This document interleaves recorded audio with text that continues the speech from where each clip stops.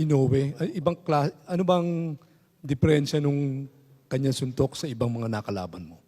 Of course, magaling si Naoya Inoue at saka mabilis. Although hindi ko pa nakita yung laban, so uh,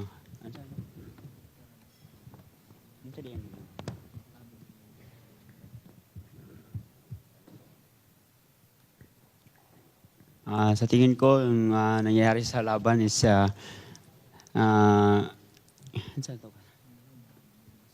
mabilis talaga si Inoue, so hindi ko masabayan. Yeah.